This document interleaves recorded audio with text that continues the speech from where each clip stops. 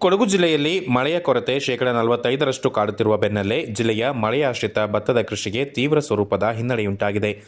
ಜಿಲ್ಲೆಯಲ್ಲಿ ಕೃಷಿ ಚಟುವಟಿಕೆಗಳು ಜುಲೈ ತಿಂಗಳಿನಲ್ಲಿ ಗರಿಗೆದರುವ ಸಮಯವಾಗಿದ್ದರೂ ಈ ಬಾರಿ ಜುಲೈನಲ್ಲಿ ವಾಡಿಕೆಯ 859.3 ಮಿಲಿಮೀಟರ್ ಮಳೆಗೆ ಎದುರಾಗಿ ಆಗಿರುವ ಮಳೆ ಕೇವಲ 381.3 ಮಿಲಿಮೀಟರ್. ಜಿಲ್ಲಾ ವ್ಯಾಪ್ತಿಯಲ್ಲಿ ಭತ್ತ ಸೇರಿದಂತೆ ಅಲ್ಪ ಪ್ರಮಾಣದಲ್ಲಿ ಮುಸುಕಿನ ಜೋಳ, ರಾಗಿ, ಅಲಸಂಡೆ, ಹೆಸರು ಕೃಷಿಯನ್ನು ಮಾಡಲಾಗುತ್ತದೆ. ಇವೆಲ್ಲವುಗಳನ್ನು ಒಟ್ಟಾರೆ 19,375 ಹೆಕ್ಟೇರ್ ಪ್ರದೇಶದಲ್ಲಿ ನಡೆಸುವ ಗುರಿ ಹೊಂದಲಾಗಿದೆಯಾದರೂ ಪ್ರಸ್ತುತ ಮಳೆಯ ಕೊರತೆಯಿಂದ ಇಲ್ಲಿಯವರೆಗೆ ಕೇವಲ 1,927.5 ಹೆಕ್ಟೇರ್ ಪ್ರದೇಶದಲ್ಲಿ ಮಾತ್ರ ಬಿತ್ತನೆ ಕಾರ್ಯ ನಡೆದಿದೆ.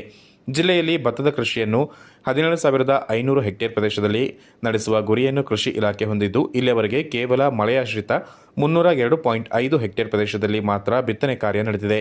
ಹಾರಂಗಿ ನೀರನ್ನು ಬಳಸಿ 2,000 ಹೆಕ್ಟೇರ್ ಪ್ರದೇಶದಲ್ಲಿ ಭತ್ತದ ಕೃಷಿ ನಡೆಸಲಾಗುತ್ತಿದೆಯಾದರೂ ಈ ಪ್ರದೇಶಗಳಲ್ಲಿ ನೀರಿನ ಅಲಭ್ಯತೆ ಹಿನ್ನೆಲೆ ನಾಟಿ ಕಾರ್ಯಗಳು ಇನ್ನೂ ಆರಂಭವಾಗಿಲ್ಲ.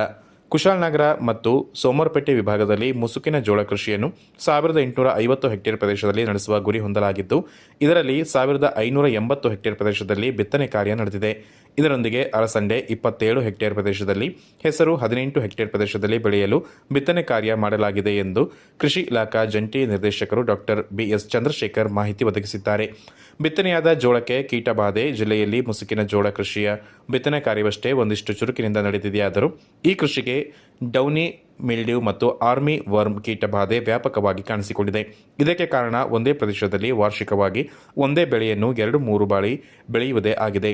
ಕುಶಾಲನಗರ, ಸೋಮವಾರಪೇಟೆ ವಿಭಾಗದಲ್ಲಿ ಮುಸುಕಿನ ಜೋಳವನ್ನು ಬೆಳೆಯಲಾಗುತ್ತಿದ್ದು, ರೋಗಬಾಧೆ ನಿಯಂತ್ರಣಕ್ಕೆ ಅಗತ್ಯ ಕ್ರಮಗಳನ್ನು ಈಗಾಗಲೇ ಕೃಷಿ ಇಲಾಖೆಯಿಂದ ಸೂಚಿಸಲಾಗಿದ್ದರೂ ಪ್ರಮುಖವಾಗಿ ಕೃಷಿಕರು ಬೆಳೆ ಪರಿವರ್ತನೆ ಮಾಡಿಕೊಳ್ಳಬೇಕೆಂದು ಸ್ಪಷ್ಟವಾಗಿ ಸೂಚಿಸುವುದಾಗಿ ಜಂಟಿ ನಿರ್ದೇಶಕರು ಮಾಹಿತಿ ನೀಡಿದ್ದಾರೆ.